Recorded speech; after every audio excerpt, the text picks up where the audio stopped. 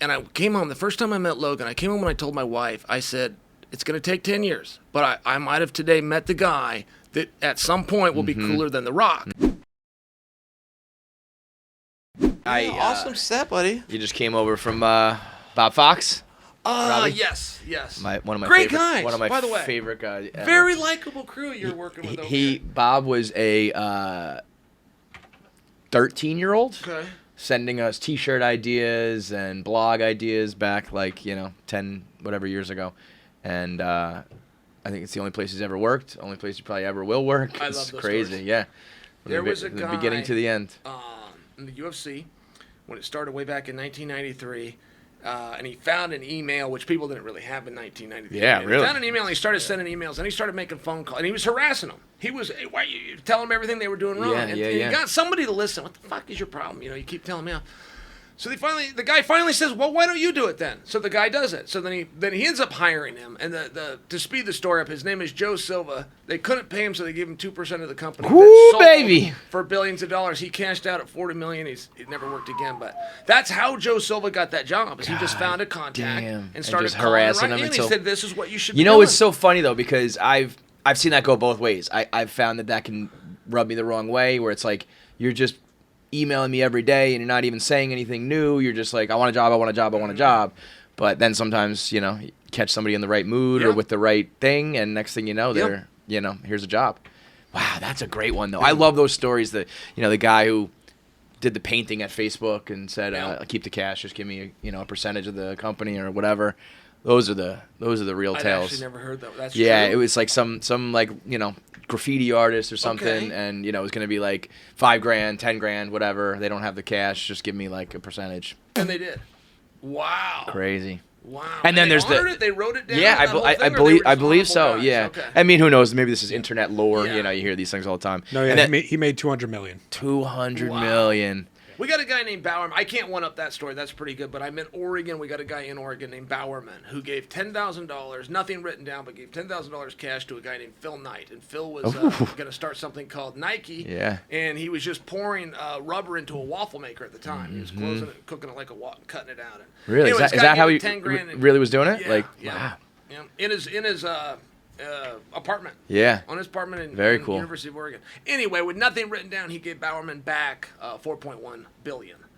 But Bowerman was the coach at and the time, could have easily said, hey, man, there's nothing in writing. That's not what we agreed to, or here's a cash out. And I love those stories when a guy does the right thing. Yeah. You don't hear as much of it anymore. A handshake has to be worth something. Agreed. I could never live with myself. Like, I would be convinced of karma and something coming back to bite me in the ass. You know what I mean? Just blatantly fucking somebody over like that.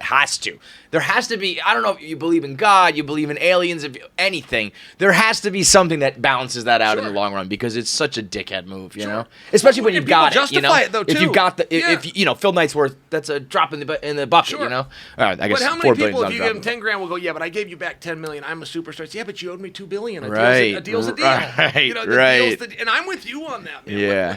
You're not worth a damn if you can't be counted on. Now, I also I just was lucky enough to come into some money for my job here at Barstool. I was one of the early guys, and I saw you talking about your money laundering skills. Yeah. Now, this is clean money, but I almost want to get some dirty money. And right, of organized crime, the money launderer is king. Is top dog, right? That was me, yeah. And you were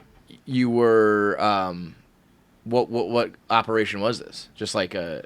So here, that's the funny thing about it, is they never fully knew. They knew there was $2.2 million missing. But then, by some other calculations, it was $8.7 million. And then by other this is your personal money? $9 million, and then it turned out there was about $15.2. So now it's a mess. And you don't know where it is, you just know it's gone, and you know that more is in the process of being taken unless a deal can be reached. And a deal was reached. So it's not really about the 15.2 that I took and washed. It's about how much more I didn't that I was prepared to. Really? So, yeah, we made a deal, and everybody got up and went home. I stopped my And antics. this is just for, No. Oh, no. This was Robin Hood for sure. No, Okay. they took my grandmother's farm, but quite literally, I have a family farm. You can go and look that up. It's in Broad Acres, Oregon, 80 acres, and they took it from my grandmother because they got her to sign some paperwork. This is what they tried to say. They said, well, she signed here, and it's called a refinance, and she didn't even know how it worked, and she was at a diminished capacity at best. Right. And when they tried to argue that she signed, I said, oh, that's how we're playing the game. She had a grandson, me, who was pretty good at getting them to sign, and they did for $15.2 million. And my grandmother died in that farm. Wait, okay. You got to talk to me like I'm an idiot here. That's a true you story. just ripped through this quickly. So, slow down. They took a farm from my grandmother. And when you say they, the government. The government came and 100%. And she owed them some money. That's right. Based on something. You said she signed something, diminished capacity. She didn't really. She could afford the farm. She didn't need a refi. They talked her into refi, right. which she didn't even know what that meant. There was a lot of that going on. That was company. Right. Yeah. There was somebody coming over Taking providing old her people, company. reverse mortgages, there all you that go. shit. Yeah. All of that type stuff. So now all of a sudden she's 60 days behind. She's getting defaults and she's going to get kicked out on a loan that she didn't even know that she had. Right. But as they said, she signed. So she had a grandson that was a conniving son of a bitch, wouldn't you know? Yeah. And he got them to sign, and then he got them to sign again and again and again. Then he got good at it, and he liked it. And then he took a little fee for himself, and he bought her that farm back and a Cadillac. And he took a little bit of a broker's fee for Just himself. a little bit of, yeah. I mean, Robin Hood stole from the rich and gave to the poor. I stole from the rich, but then I kept it. It gave to myself. And it was kind of heroic. If you Hell look yeah. at it in those terms, it was pretty heroic. Now, was there any legal recourse because of this? Like, oh yeah. You talk about it very openly. Is this something? Felonies. I got a felony. I got to go before the judge. I got to go probation and these types of things. Okay, but no jail time or anything like that. No jail time, and it was a fine. It was a $10,000 fine. So I handed them $10,000. That's interesting. I was gonna say you would think that the fine would be $15.2 million if they're trying to. You would think that it would be. But there was more coming. Like it was a pretty organized plan, and there was more in the works. And you're like a one-man operation doing this? I did it all by myself. Because I thought you were like working Committed for like 11 local felonies wise and- guys or something like that. 11 felonies in 42 minutes one time. Wow. 26 years old. 11 felonies in where was 42 this- minutes. Can you believe that? That's a lot. Where is this income? Like, where's this money coming from? That's the thing. Where'd the money go? That was a big problem. That was a big question that they had too. Where did the money go? Well, then they hypothesized though. They hypothesized. I mean, every from digital currency, which wasn't really known about back then, and then they're checking passports and looking at a guy that travels a lot, who gets and where did the money go? That was a big problem as to why they really wanted to stop. And it was reached. It stopped. Everybody did what they said they would do. Yeah. I was also. I mean, in fairness to the story, I was in the lead. I was running for public office, but I was also winning. Where's this? I was crushing in Westland. I was running for state Congress for. I would have represented Westland, but for our state assembly. And I came through the primary, and I was just getting ready for the general election. So there was other reasons they were trying to give me a hard time. In all fairness, I mean, I really felt that it was very underhanded. You get into the world of politics and money, and it's even at whatever level. Yeah. No, well, I thought it was very underhanded. I mean, on one hand, I did take the money and washed it. That's true. But I did it in retaliation to what they did. Sure, to my grandma. That's also eye true. for an eye. Yeah. Yeah. And they were a little bit level-headed. I mean, they halfway understood that. So, you're 26 years old when you're doing this. Yeah. Did you had you ever done anything like at that age? I would not have the confidence nor the mind or the means to be like, I'm gonna go run these guys for $15 million. Like, did you scam them and you're like, wait a minute, that worked, and if I keep doing this, I can really run it? To a degree, the way that you said it is true. Yes, I thought this was going to get known on the very first deal. I'm going to buy her farm back, then everybody's going to yell at each other over the $900,000. Yeah, and then then I enjoyed it. Yeah, but again, so where's was there a business that this money was coming from? Like, was the farm generating money? Like, where is... the farm did... Oh, like, how did I wash it? Like, what were the... What's like again, the... it gets a little bit... no one knew. That's the thing. So, like, Breaking Bad famously, they had the car wash. I had a fight and they would just sit there and... Okay, so I had a fight game. But that's what they looked into. So that was a great diversion. One of the things that fight promotions were used for all the way through the 50s and 60s, where the government had to step in the first place and start regulating. I mean, think about how filthy a sport is when the government has to regulate it. The government doesn't regulate any sport. Not in a free country. They do in communist regimes, but not in free, except here and except fighting. But one of the reasons they had to do that is it was so used for money laundering. Now, I had a fight promotion that was very well known and it was very successful, but so that's where they looked and they were wrong. It wasn't. So guys, but that took all their attention away. That took all their focus over there. They would use boxing and fighting as a way to yes. In the sense of like how much I'm paying this boxer XYZ amount of dollars, and he's paying for this. The promoter's getting that, and just money moving everywhere. Yeah, well, kind of. I mean, it's a cash business. You brought up Breaking Bad. That only works because it's a cash business of the car. I'm sorry, I thought that you understood this, but let me back up just a step further. So if you're doing a fight promotion, you will advertise it. You'll put a flyer out. You'll let people know, and then you have to pay the state 6%. So you will come in and you will tell them we had a walk up at the door. We had 10,000 people walked up at the door at $20 a piece. I had $200,000. Here it is, and here's your 6%. So I now give them 12%, but I just cleaned. I've always wondered though, something like that doesn't get audited. Like the next time you run a fight, do they send someone in and be like, there was no walk up? Absolutely, but they just don't. Mm-hmm. Yeah, they could. Now again, the government stepped in a long time ago, but back in the 50s and 60s and 70s. Interesting. Yeah, they just did it, and still to this day, we still have a lot of boxing promoters and a lot of fight promoters that are nothing more than money laundering. That's true. Still to this day. Yeah, but you would still need somebody to check, and then how are you going to audit that? So like in the days, it looked like there was 100 people there. You said there was 5,000. Who knows? Right. Yeah, it's one of those things. Sold tickets, they didn't show up though. That kind of shit. Yep. A guy like Don King, like he as far as I knew, like general casual fan, he was the first like mega promoter that I think the general public kind of knew. Yep. Would you agree with that? Yeah. Is that like a No, clean operation by that when you reach that level? Yes. Yeah. Well, that just wasn't what Don did. I mean, Don was a very corrupt guy. Yeah. Don stole from some. Yeah, he did some time in prison for that, and he robbed Mike Tyson. He robbed his word was no good. Right. But he was not sophisticated or organized enough to work at that level. Is the smart guy. Yeah, that's right. He was just kind of a dirtbag that talked fast, and Don did a good job at what that was. But no, I can't say that he was putting on events and. Was there ever a desire to like do it again? Let me go find another grandma. Let me find another person who deserves. Some help. Yes. I mean, are you doing it right now, Chael? There was a very heroic feel to it. No.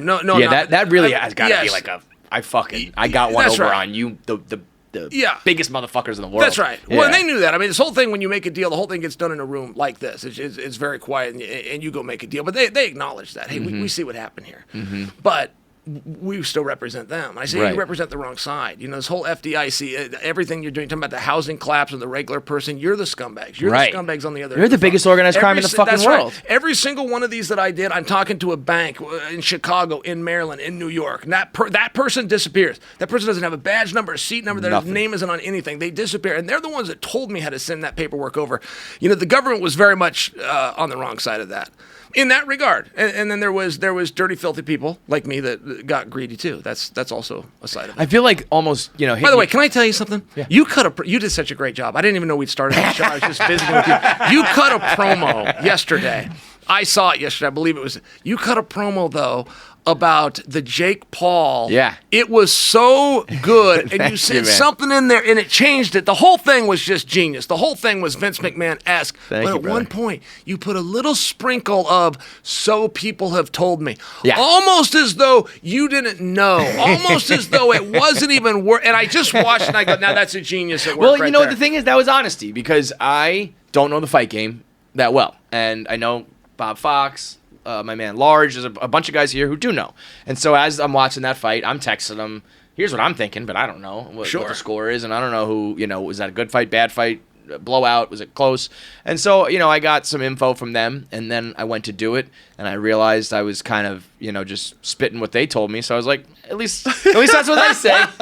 Can't pin it to me. No, that was what was so great, because there was just a little bit of an arm's reach, like there was really no way to rebuke it. Once you sprinkled in, so I've been told, and I was just like, oh my God, he's good. What'd you think of that? Well, I'm into the whole thing. See, I sit on the other side of the fence. A lot of people really hate this and they're against it. And I think that the show that the Paul brothers have brought has been fun. It's the circus, it's wrestling, it's fighting, it's entertainment. It's like if you don't like that, you don't like fun. I can also see the other side. You're a purist. You're coming up in that game, and you're fighting blood, sweat, and tears. And then some guy who has followers on YouTube gets a big show. But I believe you have to pay your dues to get to the top. of anything. And where you pay your dues is kind of blurry these days, you know? So, yeah, you were in the gym.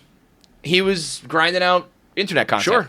He made more fans and more money than you, and like he can parlay that over here. But it's not like he was just handed this. He grinded in a different, different arena. But I could see if you're really into the purity of the game and of the fight game, and you watch some of his technique and all that, it's probably like, oh, come on. Sure. But who fight? There's good boxers, bad boxers. Yep. It's as long as it's a somewhat of an even fight, and we've seen him do it with older people, retired people, and now it was finally like a younger guy who's on the come up. What's the harm? To me, it's just it's nothing more than like, I don't like that you are succeeding. Right. It's just pure hate. You know what I mean? I love that you said that. And in all fairness, boxing is my second favorite sport. I like amateur wrestling, and then it follows by boxing. But I mean, I was very committed to it. My father and I, we had a dream. I was going to pursue try to make an Olympic team in 2000 for boxing. I was very into it, and I was 28 years old when I met my first boxer. I was a professional fighter and turned professional in 1997. I didn't turn 28 till 2005. I used to live at the Olympic Training Center, which has a boxing program, and I will repeat for you, I met my first boxer at 28. The first time in my life I had met a man who had put on gloves and on a Saturday night got in and stood in the ropes opposite another man. I was 28 years old. And I think when most people hear that story, they're going to go, yeah, you're right, Chael. Most people don't even know a boxer. Right. Go, I know a guy that boxes. No, I don't think you do. Yeah. Don't tell me your bus driver or your neighbor. Right, you know a guy who hits a bag at the gym for fun. You tell me a guy that you know that put on the gloves and got in there on a Saturday, and most people don't know him. And the only reason I bring that to you is if you want to be a top 10 boxer in the world, raise your hand. Right. Nobody's boxing. No, right. I don't even know where a gym is. I don't know where a coach is. I want to know where to take my son. I don't even know what sporting goods store to go to get him the gloves and the mouthpiece. It's not. It's really not a real sport. It's truly not. No, it's a terrible job. And also, it's even at its peak, it was, like you said, a money laundering device or whatever. So, it's been, I would say, with Wilder and Fury and the Paul brothers, it's had this little revival. But for the most part, it was dead and gone. So why are we not celebrating anybody? Sure. If you like boxing, you should be happy for any reason that people are buying pay-per-views again. And Paul, and I think Jake Paul's very smart about, he puts on younger boxers and what's her name, Amanda, whoever. I know who you're talking about, though. The girl who had she got her big celebration after a long career. He put her in his pay-per-view. He's very smart about giving back to it. So Katie Taylor's a girl named Katie Taylor. Yeah. And there's Amanda something. They fought each other at MSG and sold out. Yeah, because of him, and Paul was a big part of that. So they get to fight in front of a sold-out crowd, and everyone knows their name. And so I mean, and they do that for, not out of the goodness of their heart, but out of business as well. But they're smart business guys. They're good. It's very. The internet is very similar to the fight game. Sure. In the sense of how you hype yourself up and build an audience, and then the product we deliver is different. Sure. But it's all the same shit, and I it's funny that people don't seem to recognize that. Have you been around the Pauls? Have you ever? I know Logan. Okay. Logan's always been very good to me. I don't know Jake.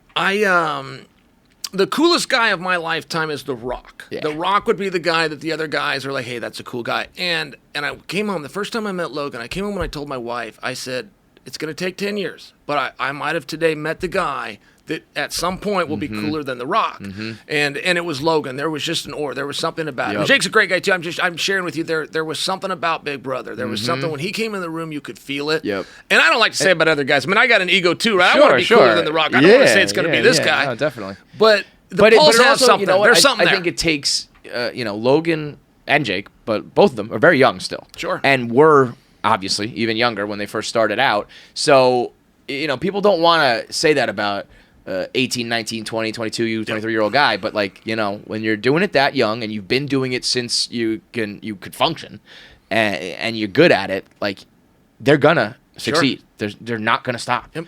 And I mean, the fact that I'll go box, I'll go wrestle. Yep. We'll do crypto, we'll do this, we'll do that, and they run into their ups and downs. But that's part of having your whole life and your whole business enterprise put out there. I don't think people realize how hard that is to What, are you never going to fail? I'm going to be a businessman from 18 to my death? Of course I'm going to have some screw-ups and some slip-ups. You stub your toe. Sure. Yeah, I mean, it's... Logan Paul in the wrestling ring, though, might be even more impressive than Jake in the boxing.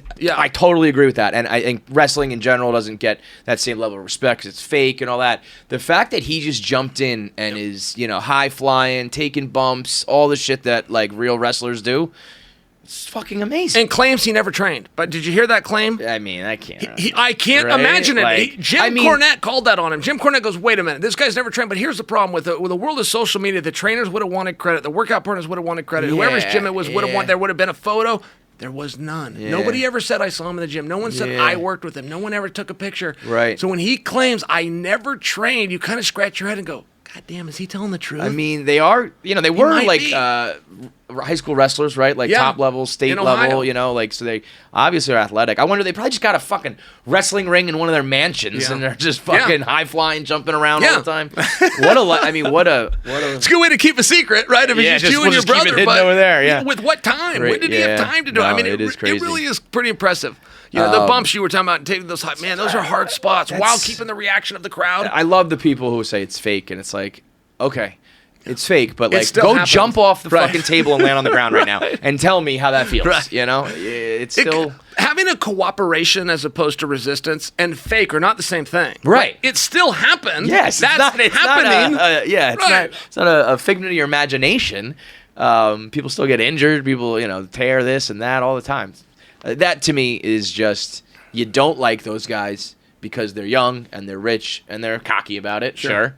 But there's nothing, they're not bad people, they're not, criminals, there's a lot of people who have done way worse that are, given a free pass or whatever. So I never understood that, but I guess I do understand people just saying, that guy's a punk, because that's always... It's that's just how the world works, right? Like, old guys call young guys punks, and that's just it. Yeah, but trying to get attention for money, like, that game's been around for a long time. Totally. Putting your body on the line, actually taking the risk. I mean, I see it the way you see it. Like, there's something legit here that we have to... They're absolutely earning it. Yeah, that we have to go, okay, good job, guys. I see it the same way. Now, I know you've talked about this before, but I can't not bring it up. Sure. We got to talk DB Cooper. Yeah. I'm into that kind of stuff, whether you call it true crime or conspiracy theories and mysteries and all that. I'm big into it. And so you say you know who DB Cooper was, right? Uh-huh. He died. Yeah.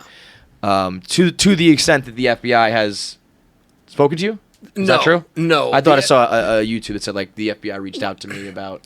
Okay, there's some truth. Yes, but hold that. I got a phone call on it, but I think I might have been catfished. I got a phone call from somebody that said they're with the FBI. But they told me the unit that we used to work on, they said, Chael, just so you understand, nobody's ever going to call you. There was only two of us to start with. We've both long left. There was no open file on DB Cooper. Because I always thought it was a little weird that the FBI wasn't contacting me. I mean, I wrote a book about it. Yeah. And I've given a number of details as well, but they're details that nobody else has given. For example, about every 10 years, there's a new story that comes along on DB Cooper. But it's the same thing. It's a new producer. It's the exact same information. Even with the Freedom of Information Act, they haven't gotten anything new in 30 years on this. And I had two new pieces. So I even said this publicly. I said, feel like we're in a game of chicken because I want to be contacted. I want them to beg me. I want them to ask me what I know. I want to go through the whole thing. You want to be wooed. That's you right. want to be wined and dined. That's exactly right. I want I want to make a deal. I want to get a little something. I want to pardon for stealing the $15.2 million. Maybe. Sure. But I mean, I have these kinds of fans. They don't even call me. They didn't even reach out. So I go, okay, I'll go first. I'll give you two things. Two things that you, the FBI, knows that you've never told. I'll go first. And so you can verify that. So that I could prove. And then I did get the phone call. I did get the phone call from the person who said, just so you understand, there was only two of us to begin with. In this case, there is nobody over there in Langley that even has an open file on this. Yeah. But I did have a couple of details. One of the big things is there was really only one eyewitness to this, and it was the woman that he took. There was one flight attendant. I think he even handcuffed himself to her. A number of people gave eyewitness testimony, but they really never saw him, man. He was just a customer that passed through. This woman was with him start to finish, and on day one, she said he's Hispanic. And the internet wasn't around. Twitter wasn't a thing. Facebook wasn't a word. Getting your message out was tough. And she told anyone that would listen, which wasn't very many people, he's Hispanic. And she was where she had the ethnicity wrong is he was Indian. And so she saw those dark features and whatnot. And where he jumped, a big deal was they didn't think he could get out. It was forest between wolves and bears and all this ridiculous issue here about that he just simply couldn't get out. And it was government land, thousands upon thousands of acres, but it backed to Indian land. And that is where he camped every single summer growing up. He jumped into his backyard. Got it. I maintain that he was home for dinner, that his wife didn't even know he was gone. I personally believe he had a motorcycle hidden down there, and that's how he got out of the woods. That's me adding to it. I don't know. Is that just a speculation that's how you would have done it, or you have reason to believe? He used to race motorcycles. He was super into dirt bikes, so I just speculated about this. His wife lives back in Salem, Oregon now, and she does not have the foggiest idea that he was D.B. Cooper. And I know that his nephews and I said this to his grandson. Has anybody ever approached her and said it? No. And I asked my mother. I said, hey, if I went down to Susan's house and I asked to come in, I said, and I told her what I think, and here's why. What would happen to me? And my mom said she would slap you and she would kick you out of her house. She has no idea, and she would be terribly offended. She would not think that was cool. Mm-hmm. And when the composite, there's a sketch and it's an artist. It was him. Yeah. And my aunt asked me about it. My so that composite is accurate? Oh, yeah. And my aunt, well, except it's not a Caucasian. You got to put it with the dark features. Yeah. And so that was a little bit that was tough, that as soon as you hear that, you go, oh, my goodness. But my aunt asked him flat out. She said, are you D.B. Cooper? They were all having dinner. And she said, are you D.B. Cooper? And he said no. But the way that he said no, the tremble in his voice, the eye contact, this is what everybody did. Oh, crap. My aunt was only part serious when she asked it until he said no. Why did they speculate? Like, why did they have their picture thoughts? had come out, and then the bigger clue that they had, I mean, don't forget this guy's from Portland. D.B. Cooper boarded the plane in Portland. But they were from a very small town. Like, the graduating class was of like 13 or 15. It was a really small town. Everybody knew each other. They hadn't even seen an airplane, let alone been on an airplane. Mm-hmm. And this was a very close friend of theirs, and it turned out he was taking skydiving lessons. So they didn't even know that anyone in this hometown had seen an airplane, let alone traveled somewhere. He's taking skydiving and didn't tell his friends. I mean, that would have been huge. Where is that kind of shit going down, though, if he's in such a small town? Yeah. It went down in Aurora was the name of the airport. I mean, there's an airport, and there's places you could do it. You would just think that you would share that with your friends. I have a pretty exciting life, and if I would jump from an airplane, I would find a way to mention that to you. Like, especially if we were good friends. Like, that's a really exciting thing to do, and he did planning a heist. Yeah, and so it came out, and they found a photo, and then they had to go back and ask him, and he kind of tried to downplay, and they're like, "This is unbelievable. He's jumping from airplanes, and he's not telling anybody that he's doing it." And then a number of years later, this happens. The picture comes out. It looks like him. So when my aunt asked, and he said that it wasn't him, he then came to my uncle's house a few days later, and he said, hey, about dinner, about what Paul had asked me. He said, she's not the only one. The FBI's been in my house. So keep it down. I'm leaving town. And he did. He left. He went to Arizona for about 7.5 years. Now, right now on a federal charge, so what? You're in Arizona versus Oregon. But there was a different time, man. The 70s was a very different time. You could rob a bank, move 2 towns away, and you're gone. Yeah. In general, I think about that all the time. Like, you can't do anything now and start over. Right. You can't get away from an ex. You can't start a new job. You can't start a new life. It's like, it literally used to be like, well, I fuck this life up. Like, let me move down here and start over. Yep. And everything's so interconnected now. I almost can't fathom that life. I mean, I'm like, how old are you? 45. Yeah, so we're like, I'm 38 in a couple weeks. Like, right on that edge. Thank you. We are in the internet era, but we remember life prior to it. But decades before that, the idea of like, I feel like you could get away with anything back then, including, robbing people and jumping out of a plane. That's right, including it's such a hijacking. It's such a strange crime, though. It's a very unique crime to like set out to do. No, yeah. Like what was his motivation? Yeah, I agree. I feel like there's easier ways to go about stealing some money. And it was only $200,000. Right. And I mean, there's even more to that, what he did with the money. I mean, I could expand on this story, but maybe that's the part where I'm waiting for the FBI to contact me and not tell them everything. But they ended up pinning on a guy. There was a guy that had robbed a bank, at least a bank. Mm-hmm. And they killed him in a shootout. The cops ended up killing him in a shootout after he'd done some heist. And so they go, oh, he was D.B. Cooper That was him, too. so they can it check got that a little box. bit weird. Yeah. I mean, they did that with the who was that untalented guy that people say was great? He was a singer. Tupac. They do that with the Tupac thing where they never arrested the guy that killed him, but they go, wow, but we know who it was and he's dead, so it's case closed. Like, yeah, fair enough. I mean, it's a very common thing that the police do when they get beat. Right. They don't want to have open cases and it's why did people think he was so good? What did he do that was so good? I'm not gonna take any Tupac slander here. What I will tell you, what would be a song that he sang that was good? Can I show you something even more interesting in the rap world? Yes. Are you not that big of a rap fan? I used to like rap a lot. Okay. I used to. So you're familiar with Biggie, sure, Juicy, the song that's Juicy. Right. Yeah. Okay, listen to this. Oh, that's you on my TikTok right there. So did Biggie steal his image and flow? I'm about to steal it up. This is not Biggie. Okay. It's a man named the Notorious B1. Okay. A.K.A. Big Daddy. Okay. In Mississippi in 1993. Oh, he came along before. Before this comes out. So he's Notorious B1, Big Daddy. We have Notorious B.I.G., Big Papa. The same song, he's a bigger guy, same sort of flow. Yeah. The only thing I found, I see this TikTok, a couple music podcasts have mentioned it. Nobody really dove any deeper. The only thing I found is like a screenshot of an email. So that's allegedly from this guy. Okay.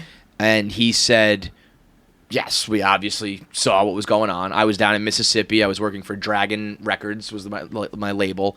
We like knew what was going on, and we were trying to stop it or get in contact with him. And then he got murdered, and we left it alone. Okay. Between 94 and 97, when he got murdered, he's being heralded as the greatest rapper ever. Sure. And this guy doesn't come out and say anything. Doesn't try to make his records known, but it was right before that era of like now that person would be on the internet the next day and be like, this is my song, But I also think there's a chance that this was, done intentionally and that guy was paid off or whatever it may be. But that's too much. That song, that sound, and the name is too much for me. I hear what you're saying, but I don't personally know of any one of ones. I mean, The Rock isn't a one of one. Hulk Hogan wasn't one of one. Ric Flair wasn't one of one. Elvis Presley didn't write his own music. I mean, I've never really understood that. People try to do that for me. I'll have a great line. They'll come in and Joe Rogan's big into this, saying about stealing a joke. It's like, Joe, I've never sat around and written a joke in my life. Every joke I've ever told, I'm a pretty funny guy. I took from somebody else. Like, what are you talking about? You don't own that stuff. And you have people that try to say, it's intellectual property. It's like, man, you're a dork. There's nothing intellectual.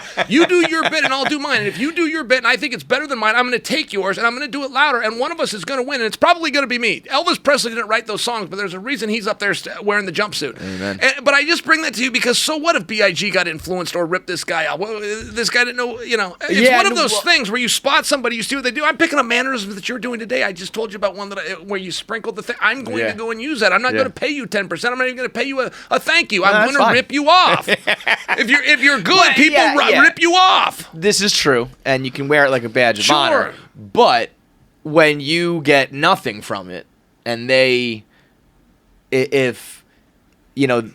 could argue that this guy, like to me, I would say, why does this guy not become Biggie, right?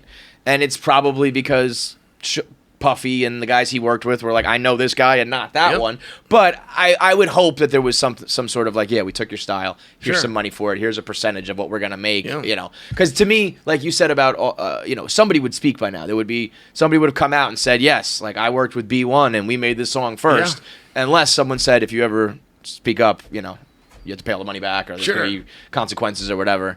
I just wonder how much of that shit went on back in the day when you couldn't get your word out there. I just don't know who the cooler guy is. I mean, it's like from the Social Network, the movie. Maybe I'm thinking of this because you mentioned Facebook earlier. But when Zuckerberg tells those dorky twins that stole all the Bitcoin, if you created Facebook, you would have created Facebook. I mean, I think there's a lot of truth to that. It's like, well, what did this guy do wrong? Who did he not know how to call? What context did Biggie have on the streets of New York that this guy didn't have out in Mississippi? And maybe there's an answer to that. Right. But everybody gets influenced. There is no such thing as gimmick infringement. Everybody gets influenced by somebody. Muhammad Ali was influenced. If they tell the truth, it all goes back. If you're paying homage to some fat black guy that was good with lyrics, it sounds like a compliment, not an insult. Right. No, I definitely believe in that idea of like especially when it comes to comedy and just talking on a podcast or telling a story or telling a joke, and it's like you made that up or it's fake or you stole it. It's like, you know what? If I were to sit around and write some of these stories,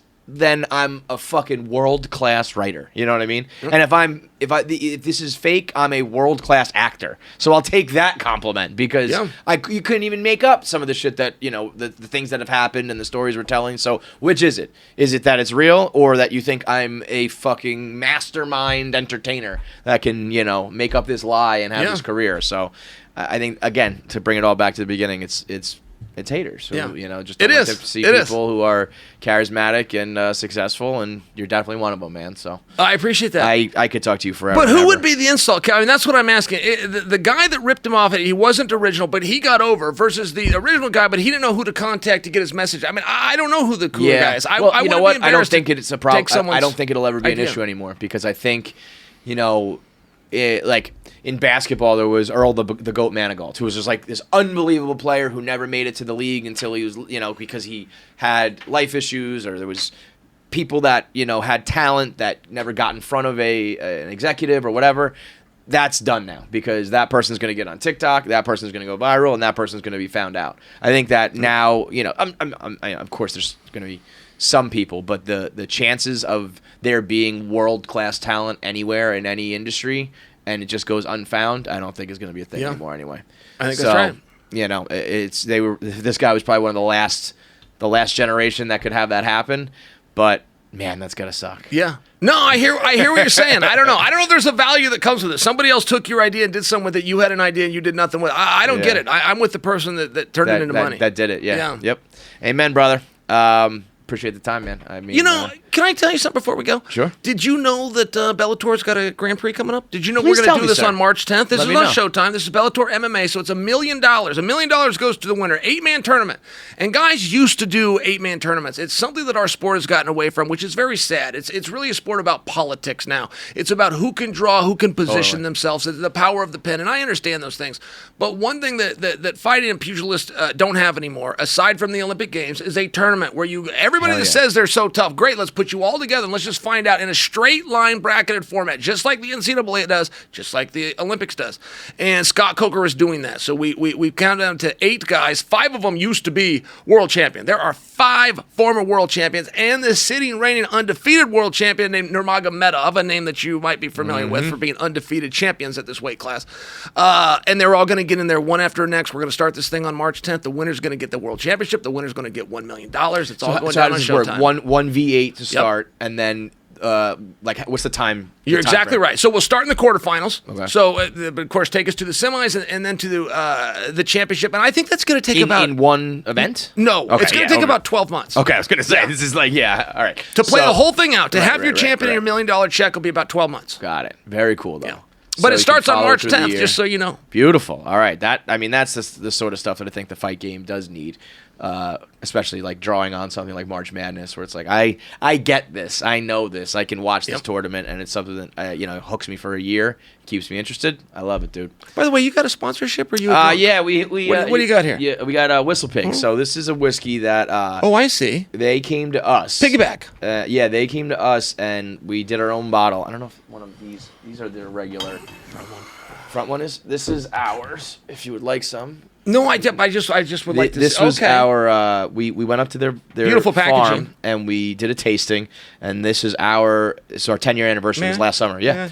And we picked out out of their different all their different mixes and whatnot, all the different barrels. This is what we picked out. So this was our anniversary bottle. They came to us and said, we want to work with you. I was like, okay. I always say, what a coincidence. Yeah, but I always say, it's to go back to Phil Knight. It's like if Nike comes to you and says, like, you want to wear our shoes? It's like, you want to do Whistle Pig whiskey? Yeah. So yeah, that's what we're about. But if you ever like any, we'd love to send it to you. I appreciate it. Yeah. That's very good. I'm glad that I brought that up. And boy, that smelled powerful. Did you like it? Yeah. My father was a drinker. DB Cooper was a drinker, by the way. True story. Dick I bet that dude has a lot of stories. Has had a lot only of times took $200,000. I mean, if I was in his spot, I would have taken more than $200,000. Was there more to take though? I don't know, because then you get greedy, right? I mean, you're telling you they're going to park the jumbo jet, then they've got to bring it to you in a briefcase, and then you got to with parachutes. Maybe if you said $1 million, I don't know. There's a tipping point there. Yeah, probably where all of a sudden the cops don't rest. That's right. Or maybe it's a weight down. thing, even just carrying the cash. There's a die pack. Yeah, right. Very interesting. I mean, he didn't get greedy, Maybe he was going in volume. He's going to do a whole bunch of planes. We'll turn off the mics now, and you'll tell me the 2 pieces of evidence? Sure. Yeah. I'll tell you with the mics going. Okay. Well, I told the Indian is one of them. Right. They haven't given out. They continue to tell this flight attendant. They continue to silence her. I believe she's still alive today, but she is very quiet about it unless somebody goes up and asks her. She will tell you from Jump Street, I told them it was not a Caucasian. That story just never went out. That's not even the FBI's official take on it. And 2 is speculation. Is the motorcycle? I think that's how he got out. Right. And the fact that it was government land that backs to Indian land, that's also not told in any of the documentaries. Right, that can because simply that be makes it a lot Googled and different. looked up and proven. Yeah. But they would never have mentioned it until I did. Do you have any 3rd and 4th, or is that all? Nah, that's all I got. All right. Thank you, brother. Appreciate it, man. Great stuff, man. You're awesome. Thanks, buddy. Make sure you subscribe to KFC Radio on YouTube to get all the video content. Subscribe, comment, like, and make sure you turn on the bell notifications so you know whenever new video content drops. I want to say something, but the video has to be faster. That's it.